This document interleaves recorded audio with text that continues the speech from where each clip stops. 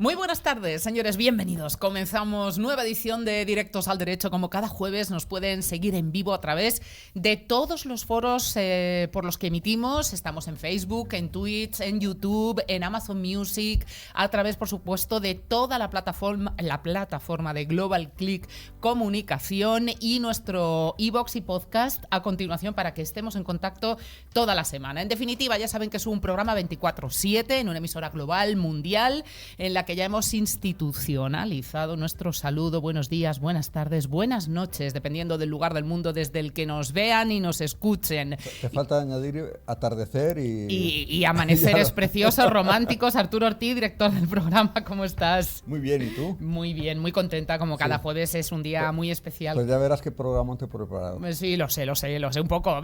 Más nos vale que lo sepa un poco, porque efectivamente tenemos un programón, es verdad que con algunas partes un poco más técnicas, pero luego vamos a hablar también de esas secciones que seguro Arturo diría, de las que te gustan a ti, Alexia, porque sí, efectivamente, vamos a hablar, por ejemplo, de generar confianza con los clientes, muy importante. Se puede ser muy buen profesional, pero no conectar, no comunicar, no generar esa seguridad. Bueno, pues vamos a hablar de todo ello con nuestra segunda invitada y, por supuesto, sección de Procura, y además con dos grandes que hoy tenemos presenciales, nuestra queridísima Rocío Sampere, que además de presidenta de la Asociación Madrileña de Mediación, ya saben que es del despacho Sampere Cimbrón Bengoa Procuradores, lo dirige y patrocina la sección. Rocío, es un placer, de verdad, muchísimas gracias tenerte además aquí a mi ladito otra vez. Gracias, Alexia, buenas tardes. Y Juan Ramón Sierra Pérez, él es el coordinador de un proyecto maravilloso que se está llevando a cabo, él también es asociado, por supuesto,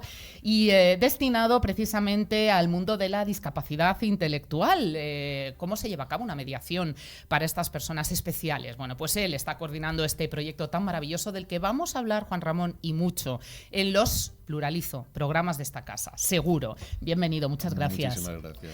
Muchas gracias, Carla Torelli en los mandos técnicos, y a nuestro CEO, Javier Lillo, CEO de Click Radio Televisión y Global Click Comunicación. Gracias también a todo el equipo de realización y compañeros. Sin más dilación y para no restarles ni un minuto, eso sí, recordamos el teléfono a través del cual pueden participar y mandarnos sus preguntas, sus inquietudes, casos, sus curiosidades, porque las vamos a recoger aquí en el 696865228. 696865228. Y por supuesto, algo también trascendental, y es que ya saben que hemos puesto en marcha desde hace unas semanas la campaña de crowdfunding para que ustedes, como diría Arturo, que me gusta mucho cómo lo define y presenta, nos sigan permitiendo ser libres, porque al final, pues con esa autonomía, ¿verdad? Cuando tenemos una solvencia en patrocinios y una estabilidad y una cobertura financiera, pues bueno, pues ya sabemos que nos requerimos de otras instituciones e instancias para ello, con lo cual tenemos esa libertad. Y, por ejemplo, como para criticar al juez del Mercantil 1 de Toledo, que ya contaré con profundidad la que acaba de hacer. Tú es que te vas a tener que ir de la carrera. Para empezar, ya no vas a poder ejercer, porque eso no está dependiente de un patrocinio. Te estás poniendo en oposición a todos los magistrados y jueces, además señalando los tribunales, Rocío. Es que no se puede ser más osado. Se viene en directo, además, calentito y enfadado de algunos procedimientos. Y hoy quiero señalar al titular, señor juez, del juzgado de instancia número... Cuando 200 jueces dicen una cosa y uno de repente dice una cosa totalmente contraria, negando derechos importantes a personas, pues a uno le indigna. Bueno, ya sabemos, esta emisora, nuestro CEO y director general nos permiten esa libertad y esa pluralidad, y por supuesto en tu programa no podría ser de otra manera, así que tú mismo. Señores, eso sí, ahora nos tenemos que poner al día, importante, última hora en materia de legislación y jurisprudencia. Con malas noticias para los propietarios de vivienda. Sí, cierto, pero bueno, por lo menos tenemos noticias, cosa que no podemos decir en cuanto a legislación últimamente. Todo esto, ya saben, en nuestro boletín jurídico.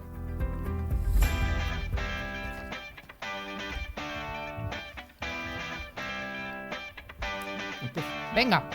Bueno, pues en legislación hablamos con el Real Decreto Ley 1/2024 de 14 de mayo, por el cual se prorrogan las medidas de suspensión de lanzamiento sobre la vivienda habitual para protección de colectivos vulnerables. Se suspenden lanzamientos hasta el 2028. Bueno, esa ha sido la reseña, todo lo que hemos podido acopiar en materia de legislación reseñable importante esta semana.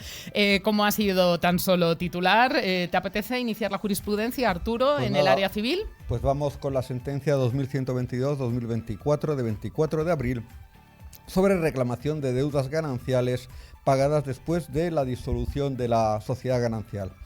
Dice la sentencia que las deudas gananciales pendientes en el momento de la disolución de la sociedad de gananciales, aunque no estén vencidas, constituyen una partida del pasivo de la sociedad de gananciales conforme al artículo 1398 del Código Civil, que establece que el pasivo de la sociedad estará integrado por las siguientes partidas. Primero, las deudas pendientes a cargo de la sociedad. Por tanto, si una deuda a cargo de la sociedad de gananciales está pendiente en el momento de disolverse la sociedad, aunque entonces no esté vencidas todas las cuotas, la deuda debe incluirse en el pasivo a liquidar la sociedad. Además, conforme al artículo 1398 tercero, también es una partida del pasivo el importe actualizado de las cantidades que, habiendo sido pagadas por un solo de los cónyuges, fueran de cargo de la sociedad y, en general, las que constituyan créditos de los cónyuges contra la sociedad. Por tanto, si un cónyuge paga con dinero privativo una deuda que es de cargo de la sociedad, al liquidarla debe incluirse en el pasivo un crédito a favor de ese cónyuge por el importe actualizado de las cantidades que ha pagado.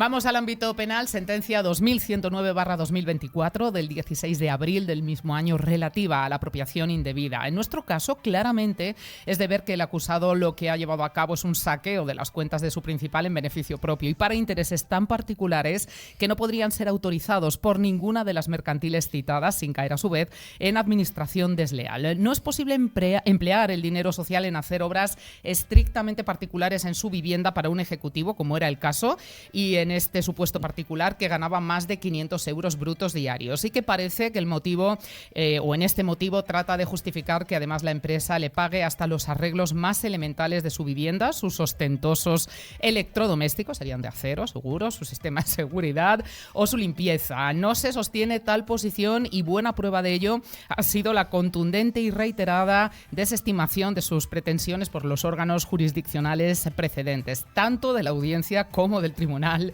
Superior de Justicia. Se montó un buen piso, ¿verdad?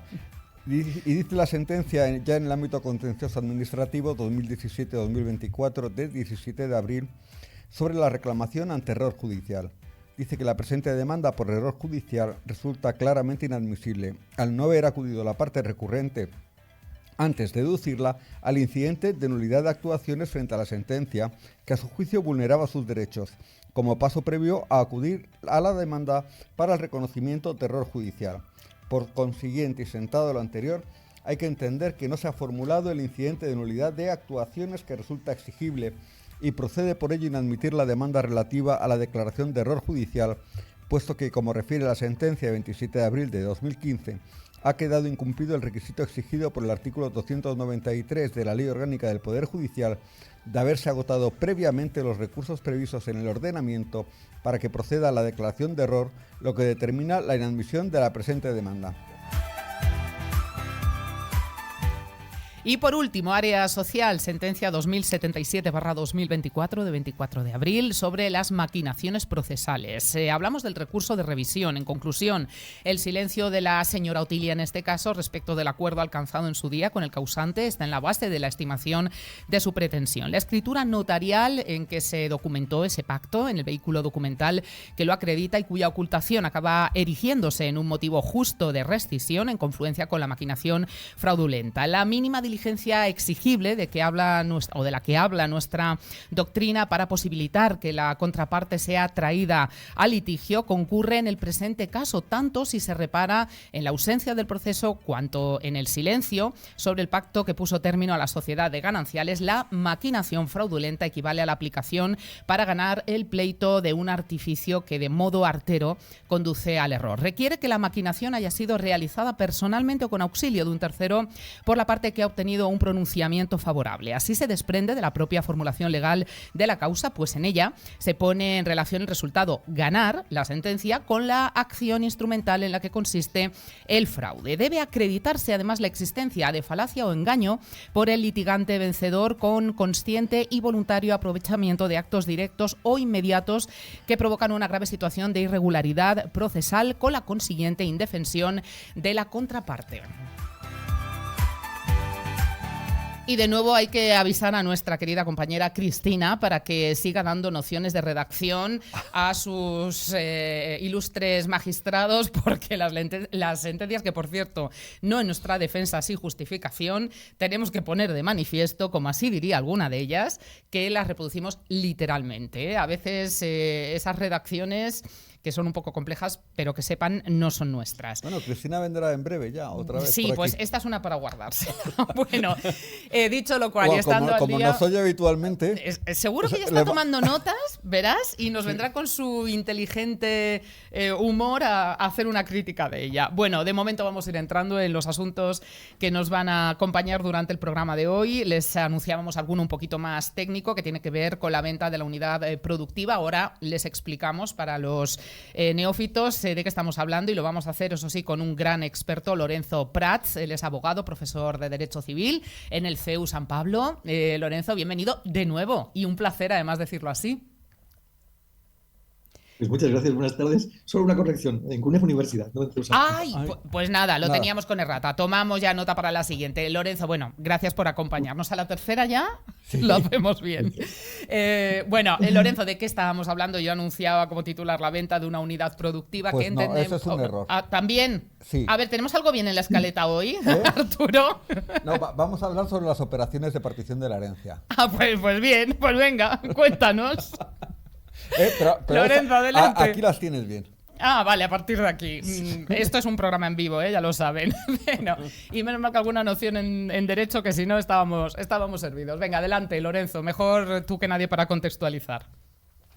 Bueno, muchas gracias. Y bueno, el tema en sí es complejo e intentaré que sea sencillo de comprender. A propósito, al hablar con Arturo, pues hemos identificado una sentencia que probablemente pueda ayudar a comprender este asunto un poquito mejor. El caso se resolvió en el año 19 y el caso en sí brevemente era el siguiente. Un mes antes de fallecer, el padre, llamado Sergio, que tenía 7 hijos, pues donó a otro hijo suyo, a uno de sus hijos, a uno de los 7, a Imanol, le donó pues una oficina de farmacia de la que el padre era titular. Como digo, un mes después, en la escritura, además, se valoró esa donación en 1.082.000 euros y algo más, un poquito más. Bien, falleció, y al fallecer, pues inician todas las operaciones particionales, porque los 7 hermanos y el beneficiario de la donación, también entre ellos, pues fueron llamados en el testamento por parte de Sergio como herederos universales y por partes iguales. Bien, pues comienza el problema, ¿no? Y el problema comienza teniendo en cuenta el resto de los 6 hermanos, ¿no? Que su hermano Imanol pues había recibido un bien de un valor muy importante. Comienzan las operaciones y comienza con la computación. Computar es hacer un inventario de activo y pasivo. Y en el activo se van a incluir todos los bienes y derechos que quedan en el patrimonio del causante en el momento de su fallecimiento, y además el valor que esos bienes tengan en tal momento queda como congelado durante la realización de todas las operaciones particionales. En segundo lugar, en la partida de activo no solo se coloca el valor de esos bienes remanentes en el momento del fallecimiento del causante, sino que además se suma el valor de las donaciones que el causante haya realizado en vida, todas las donaciones que haya realizado el causante en vida, con independencia del tiempo en el cual se hayan hecho. 20 años antes, por ejemplo, pues sí, 30 también. Se traen, en este caso, para la computación. y el valor que se va a dar a esas donaciones es el valor de tales bienes en el momento del fallecimiento. Las cantidades se suman y da lugar a un valor, digamos, bruto, puesto que de ese valor vamos a tener que descontar el pasivo, las deudas y cargas de la herencia, sin imputar en ellas los legados y otras cargas que hayan podido establecerse en el propio testamento. Bien, pues, en el caso, resultó, y esta es una de las cuestiones que quedan probadas, que después de hacer todas las operaciones de sumas y restas, pues el valor neto, después de haber descontado el pasivo de la herencia, era de un conjunto de 2.053.939 euros. Exactamente. Y ese es el activo. Y, en consecuencia, una vez ya se ha determinado el neto, comienza pues la determinación del valor de las legítimas. En el derecho común, y por tanto no aplica esta regla a los territorios con derecho civil propio, pero en el derecho civil común, en este caso, en el que hay descendientes en primer grado, hijos del causante, pues todos ellos tienen el derecho a percibir una igual parte equivalente a un tercio de la herencia en concepto de legítima estricta. Y además, si así lo decide el causante, pues puede mejorar alguno u otros como mejora. Y por último hay un tercio de libre disposición. En el caso que estamos trabajando, el valor de los tercios era equivalente a 684.646,5. Ese es el valor del tercio de legítima estricta, del de mejora y el de libre disposición. Cuando se realizó la donación en vida a favor de Immanol por su padre Sergio, en la donación no se dijo que la misma tenía el carácter de mejora, y este es un dato importante. Y además, en el testamento, y en la escritura de donación tampoco se dijo que tal donación tuviese el carácter de no colacionable. Por tanto, daba una instrucción a los efectos de partición diciendo que esta donación debería ser colacionada. Bien, pues una vez conocido el valor de cada uno de los tercios, comienza la tarea de imputación, lo que significa que conocemos el valor de cada tercio y conocemos qué bienes o derechos han sido dados por el causante en vida. Es decir, que hemos de determinar si lo que se ha recibido o no en vida debe colocarse o imputarse, que es la palabra, es el verbo, a uno de los tercios en los que se divide la herencia en este caso.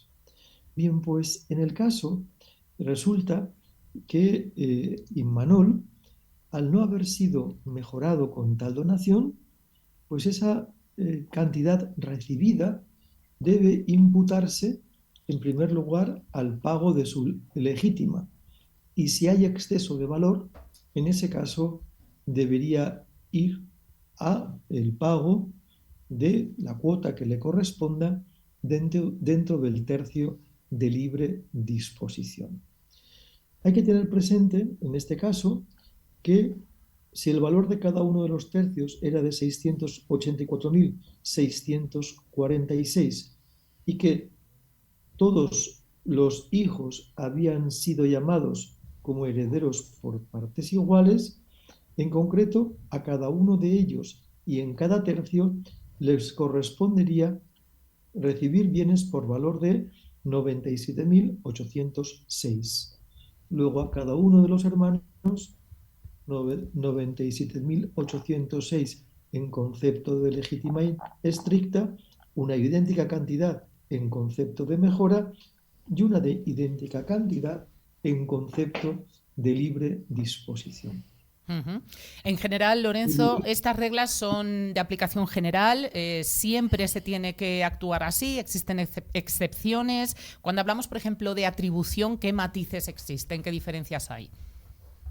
Fíjate que las normas son normas de carácter imperativo, me refiero a las normas de computación de los bienes que se han de traer para conocer el importe total, el bruto y el neto del patrimonio hereditario.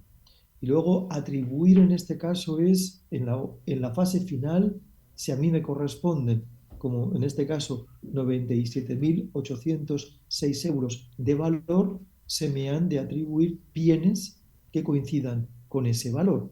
Y esta es la tarea que se realiza al final de todo este proceso y que se contiene generalmente en el cuaderno particional o bien en la escritura de manifestación, aceptación y adjudicación de herencia. Sí. Bueno, pues sí, perdón. Sí, Arturo. Lorenzo, una pregunta. Cuando se dice que la donación no es colacionable, si afecta a las legítimas, ¿cómo opera eso en estas operaciones? Fíjate, nos hemos saltado un paso y este es Sí. importante. Y el paso es el de la imputación. No podemos llegar a colación sin previamente no haber imputado. Cuando decimos imputación, decimos, a ver, y en este caso, Imanol recibió la oficina de farmacia y la recibió por título de donación. Su valor, 1.082.000. Luego, todas las operaciones, en las operaciones de computación y avalúo de los bienes, resultó que el valor que se le dio fue de 1.462.000. Bueno, pues, Imanol, tú has recibido 1.462.000. Sin embargo, solo podías recibir 97.806 multiplicado por 3. Lo que resulta que tienes un exceso. Tu donación, la recibida del padre en vida, tiene un valor que excede la cantidad que puedes recibir por vía de donación. Por vía de testamento, en esta sucesión, Imanol solo podía recibir alrededor de 300.000 euros. Sin embargo, la donación recibida tenía un valor de 1.462.000. Luego, tenía que reducirse esa donación en 1.100.000, muchísimo. Ese valor se había entregado por vía de donación en exceso. Y ese exceso implica un perjuicio del resto de los 6 hermanos que tenían también derecho a percibir pues una cantidad idéntica, porque el padre les había llamado por iguales partes. Sean todos mis hijos, mis herederos, y por partes iguales, había dicho don Sergio en su testamento. Luego, en consecuencia, la donación de Sergio, en primer lugar, debió imputarse al pago de su legítima. Como he dicho, le correspondían 97.806. En segundo lugar, como no había habido mejora a favor de nadie, de ninguno de los hermanos, ni tampoco de él, pues también se le imputan 97.806, en tanto que esa es cantidad que configura la legítima larga y por tanto se detrae del 1.462.000 del valor de la donación. Y Lorenzo, por tiempo, por ir avanzando un poquito por la limitación Es que muy tenemos largo, siempre sí. de tiempo y seguir el orden que nos indicaba además acertadamente lo que tú planteabas, para llegar a la colación, esa reserva de colación tiene sus límites, cómo se acciona. Eso y el otro problema que yo creo que lo Pero trataremos. vamos uno a uno que si no vamos con película que lo por trataremos adelantado. igual en otro programa, el tema de las mejoras tácitas. Pues eso ya nos da para un segundo capítulo. Venga, vamos a esa Otro tercera tema. fase de Otro colación. tema bien distinto.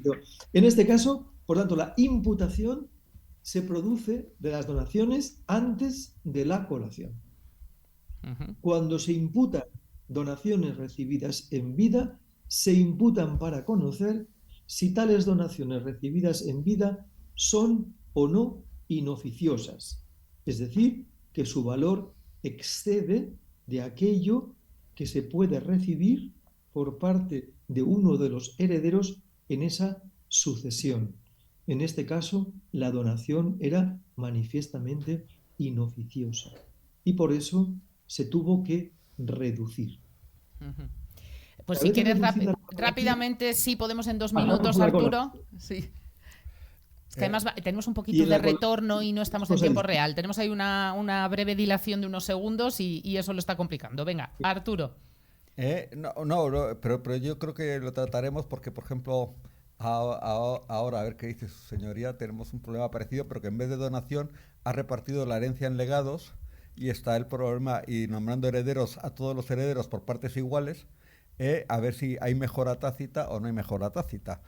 Y aquí se plantea algo parecido, si esa donación es una mejora tácita o no es una mejora tácita. Expresamente la ley exige que si la voluntad del testador es de mejorar, debe hacerlo. Y que no hay mejora tácita. Esa es una de las reglas generales. No se considera que pueda haber mejora tácita porque esta es una decisión que se reserva por el Código Civil al testador como regla. Lo tenemos que, Arturo, lo tenemos que dejar, que estamos en el mismo uso horario. Pero de verdad prometemos tener nueva edición, Lorenzo, y si nos acompañas nos gustará muchísimo y así ya tocamos con la profundidad además que merece el tema. ¿Te parece? Muy bien. Muchísimas gracias, Lorenzo Prats. Hasta la próxima. Un saludo muy cordial. Bueno, pues que tenemos que seguir, Arturo, no sin antes recordar y con un poquito de sintonía, sería perfecto a quienes hacen posible este programa, empezando por AJM Abogados, sus abogados en Madrid, que además ya saben que hace muy poquito incorporaron nuevo fichaje a los despachos, especialista, compañera especializada en extranjería, así que para todo el tema de permisos de residencia, de arraigos, etcétera, ya saben que tienen a alguien muy cualificado en AJM Abogados. Les voy a dar el teléfono directo para información, 91 113 1027, 91 113 1027. Y como siempre, los MASC, la mediación expresamente está muy presente en este programa y abogamos por ella, como bien saben, y mucho más teniendo a Rocío aquí presente, pero bueno, igual en cualquier programa, que sepan que también hay una división dentro de AJM Abogados que es AOH Mediadores, que se dedican precisamente a esto. Más que división, es una institución de mediación, que esa parte que además es oficial. Y además de las pocas con ánimo de lucro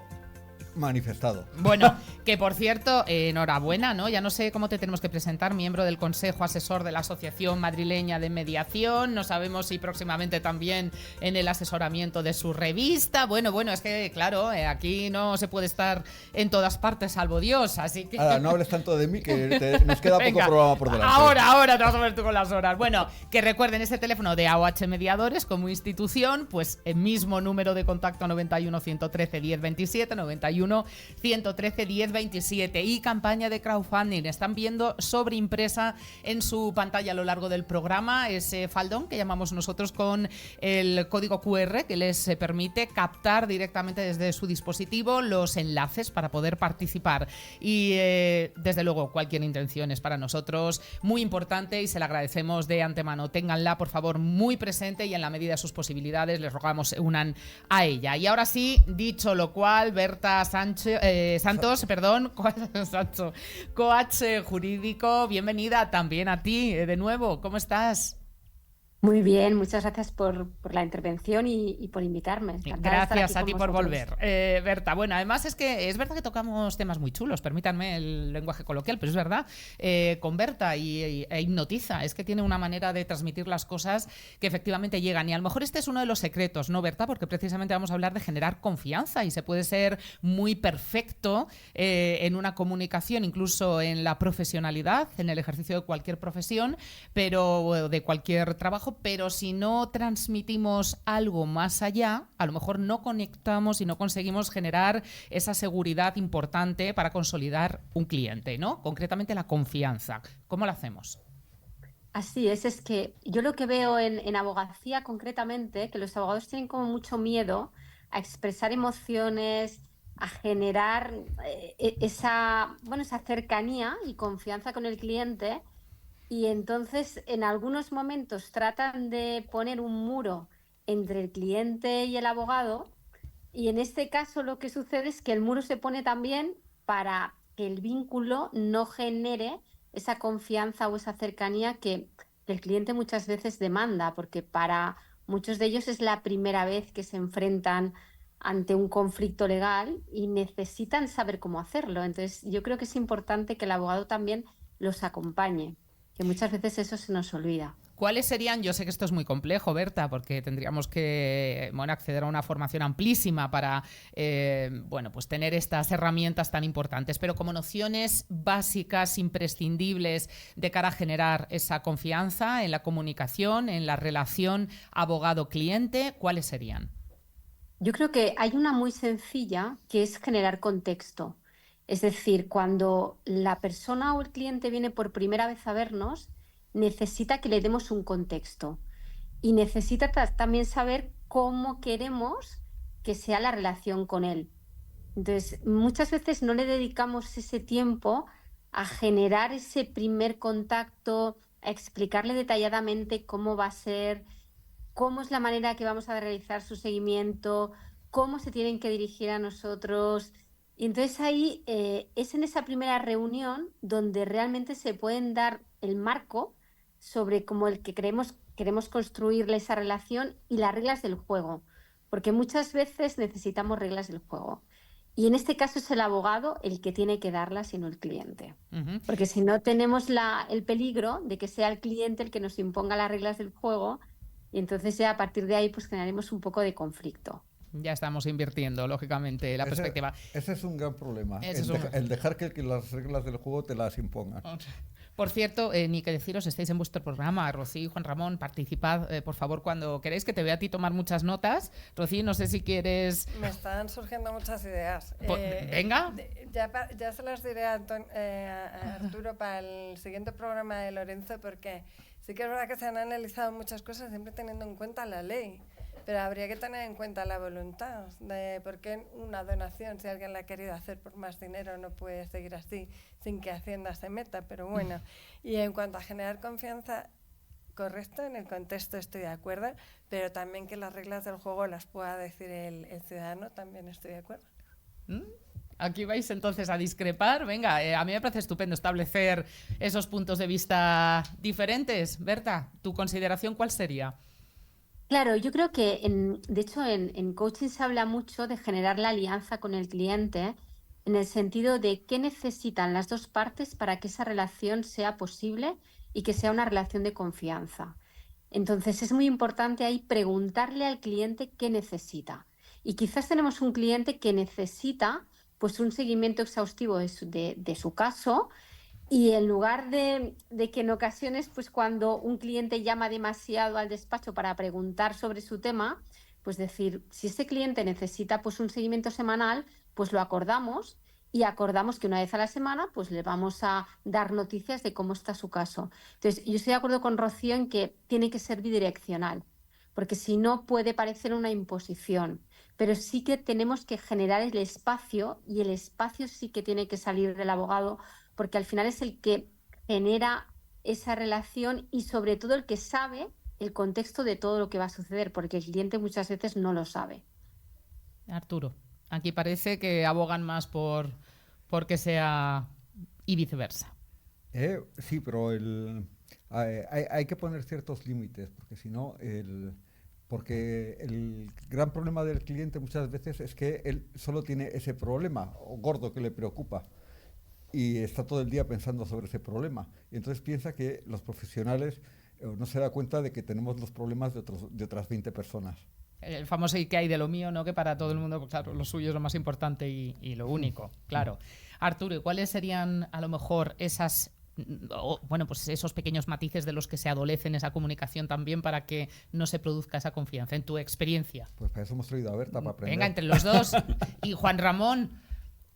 Yo creo que lo que comenta Arturo de poner los límites es muy importante y muchas veces los abogados no ponen los límites porque tienen miedo a perder el cliente.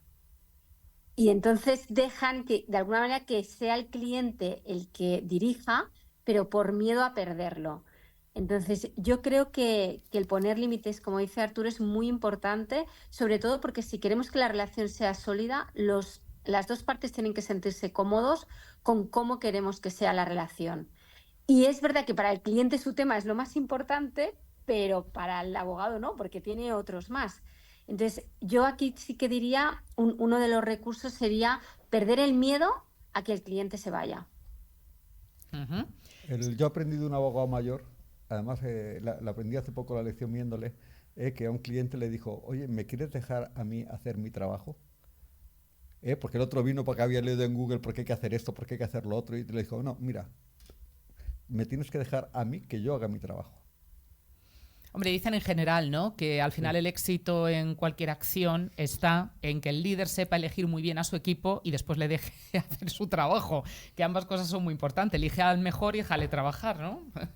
Lo que pasa es que el perfil del ciudadano, no sé si Juan Ramón, que es nuestro especialista, estará de acuerdo conmigo, el perfil del ciudadano actual ha cambiado. Es un ciudadano de la tecnología, de la información, que tiene respuestas inmediatas a todo y exige de los profesionales que, a pesar de que nos moleste, a pesar de que nos inunde, a pesar de que le dediquemos más tiempo que el que queramos muchas veces a trabajar, exige casi el mismo nivel de información. Tenemos otros medios, podemos darles acceso a las web, podemos darles expedientes a tiempo real, pero escucharles y sobre todo, no sé yo qué pensáis vosotros, poner como excusa que tenemos más cosas en determinados supuestos. No sirve. Desde mi punto de vista, los límites de los que hablábamos antes están basados en que el profesional tiene una perspectiva que el cliente desconoce. Debe de haber basada una confianza en esa profesionalidad, pero también se necesita, yo no sé si estás de acuerdo, Berta, una traducción de un lenguaje técnico, ya sea el ámbito que sea, para que ese cliente lo pueda entender. Eso genera muchísima confianza. Explicarle en cada momento por qué se van a trazar esas líneas, por qué se van a dar o no esas pautas o se van a tomar esas decisiones, con un lenguaje casi coloquial en muchos casos, porque esa persona no lo entiende. Por ejemplo, si yo tuviera que operarme y un cirujano, lógicamente, mi vida está en sus manos, iba a tomar una serie de decisiones, lógicamente tengo que confiar en su criterio, y ese es el límite del que a lo mejor hablábamos, pero sí que me gustaría que me hiciera con un lenguaje adaptado a mi conocimiento, conocedor de por qué se van a hacer así las cosas o no se van a hacer, ¿no? Dos cuestiones interesantísimas las que han apuntado, Berta. Por un lado, cómo ha cambiado el perfil de la clientela y por otro, efectivamente, cómo comunicar en un lenguaje que ambos puedan compartir, ¿no? Claro, porque el lenguaje tiene que ser muy cercano y sobre todo poder explicarle al cliente cuál es el procedimiento y hacerle entender con sus palabras y con su lenguaje en qué va a consistir todo, porque no tenemos que perder de vista que el cliente acude a un abogado porque tiene un problema, está en una situación de conflicto con todo lo que ello conlleva a nivel emocional, con lo cual a veces la insistencia en la revisión de los temas o la información viene dado también porque necesita ese control. Y al final también en ocasiones el cliente está como asustado. Entonces, cuanto más cercanos seamos, cuanto más información le demos que pueda entender, que pueda ser claro, pues desde ahí yo creo que la confianza se va forjando poco a poco. Uh-huh. Sobre todo porque le transmite una cierta tranquilidad en cuanto a que puede ser una solución posible, de manera que sus sistemas de alerta bajan, disminuyen y confía cada vez más en lo que ese profesional está proponiendo. Al final, empatizar, ¿no? Como en cualquier otro ámbito es muy importante, ¿no? ¿Cómo lo conseguimos, Berta?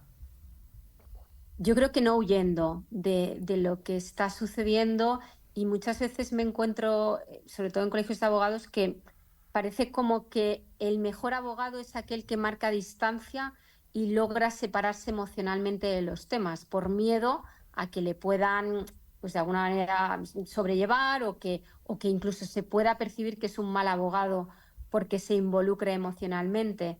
Entonces yo creo que una de las cosas importantes para empatizar es precisamente poder conocer la emoción y sostener la emoción también del cliente, porque al final la emoción no deja de ser algo que se siente y ya está, no tiene mucha más función. Entonces, perderle también el miedo a emocionarse o a empatizar con la emoción del otro, yo creo que es muy importante, porque las emociones conectan. Entiendo, Berta, que también sería necesaria una cierta cultura o formación de la gestión emocional por parte del profesional. Puede ser un gran letrado, puede ser cualquier otro tipo de misión dentro de la jurisprudencia, pero quizás emocionalmente no conecta, no genera esa empatía precisamente porque no tiene trabajado ese aspecto. Es decir, el entrenamiento de la gestión emocional en el ámbito de la abogacía también podría ser interesante a tener en cuenta. Totalmente, y de hecho hay especialidades, por ejemplo, los temas de familia, sucesiones, como hemos estado hablando antes, donde realmente se ve mucho más la carga emocional. La mayoría de abogados están siendo muy conscientes de que es necesaria esa gestión emocional y también de la importancia de la formación en ese término.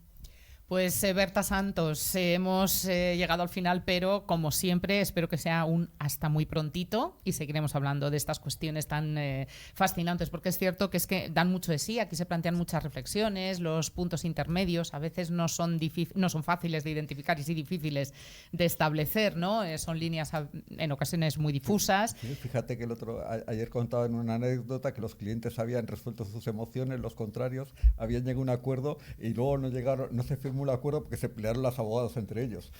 Tú fíjate, hablando de revertir un poco los roles al principio. Pues nada, Berta, tenemos mucho de qué hablar, así que te esperamos. Muchas gracias. Gracias a ti.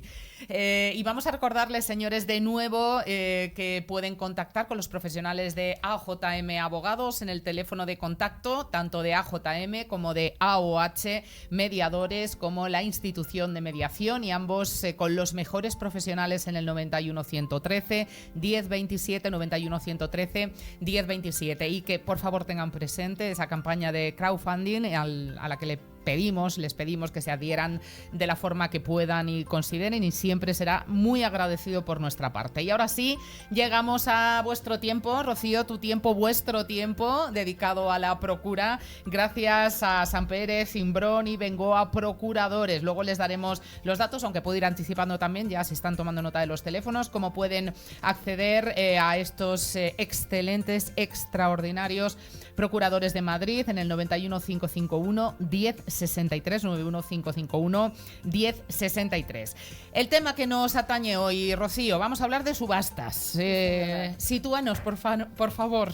Pues la subasta es ese momento ya en el que el cliente, ese ciudadano que nos ha dado sus reglas del juego, que ha puesto en manos de los profesionales del conflicto, ve la posibilidad de recuperar su dinero, de ejercitar ya su derecho.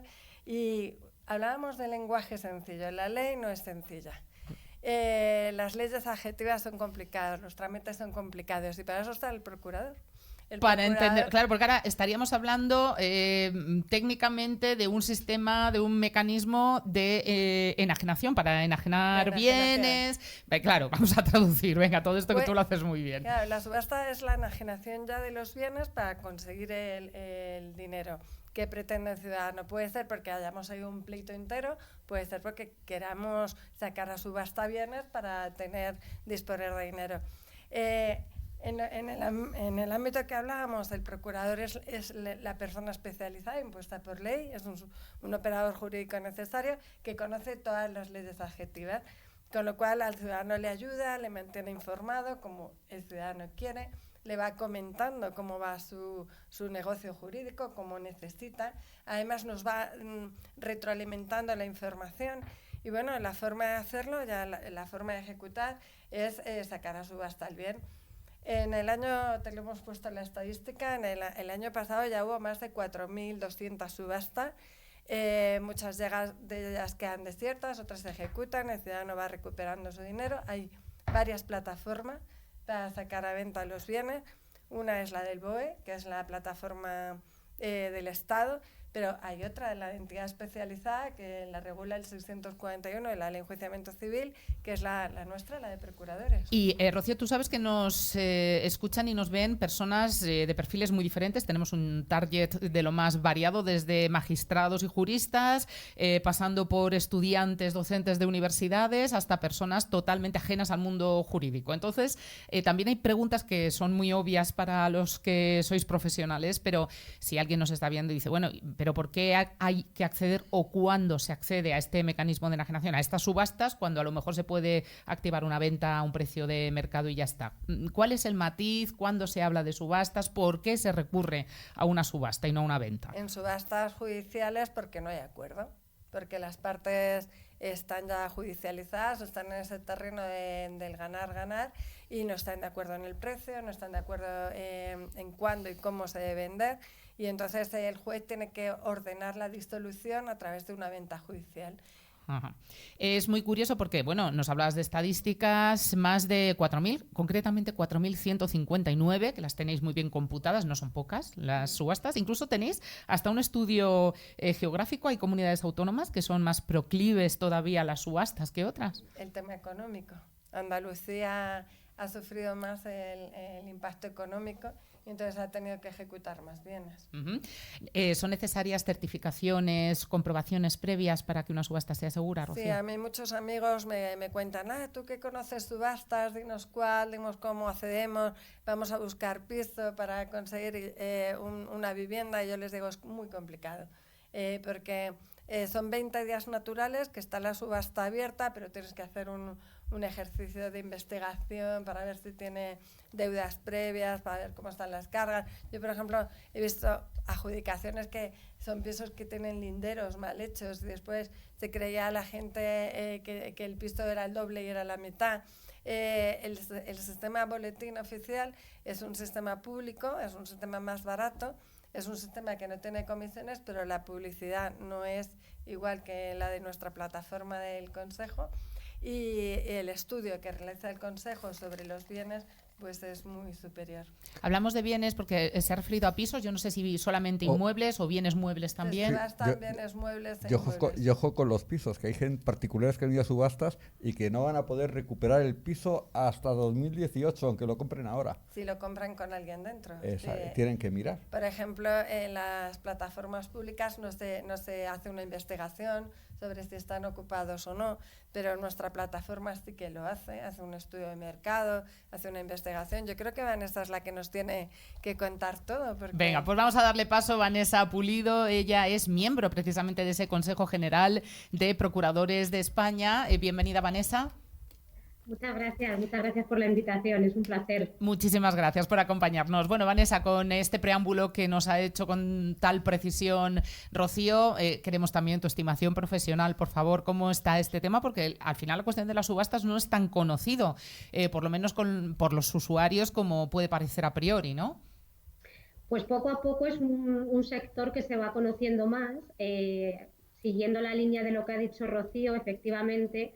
A través de nuestro portal de subastas lo que hacemos mucho hincapié es en facilitar toda la información a los usuarios, y por eso tenemos, pues además de un equipo legal, un departamento de comunicación, un teléfono, un correo, e intentamos obtener toda la información, pues las cargas, la situación posesoria, deudas de IBI, deudas de comunidad, asimismo pues facilitar esa información a posibles inversores e intentar aclarar cualquier duda, porque como bien has dicho tú, el mundo de las subastas no es un mundo que todas las personas lo conozcan. Entonces, el que esté fuera del ámbito del derecho, pues le pueden surgir muchísimas dudas, y nosotros tenemos un teléfono y un correo para poder ayudar a todos los ciudadanos.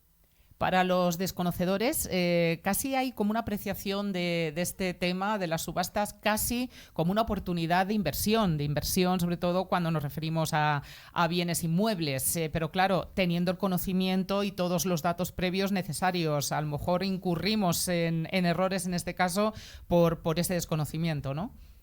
Puede ser un motivo de inversión, eso sí es cierto, pero como bien dices, hay que conocer bien cuál es el inmueble y de qué procedimiento deriva, porque nosotros realizamos subastas ya no solo de cualquier clase de bien, sino en una variada clase de procedimientos, ya sea concursal, pues empresas que se han declarado en quiebra, en el ámbito de las ejecuciones hipotecarias, como decía Rocío, pues disolución de una comunidad, bien sea matrimonio, una herencia, incluso también en el ámbito penal.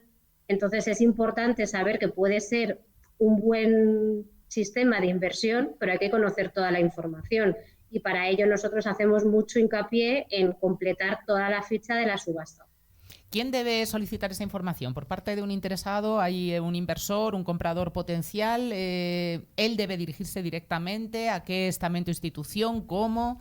Si es un procedimiento judicial, van a corregimiento de lo que quieras. El letrado de la Administración de Justicia es la autoridad gestora, es el que manda al boletín o a las plataformas donde los procuradores pedimos que hagan las subastas, manda la información. Lo que pasa es que el letrado de la Administración de Justicia solo manda la certificación de carga, y lo que pone los edictos es que tienen por suplido, o sea que el que entra en una subasta da por conocidos los datos, no vamos más allá, no hay más publicidad.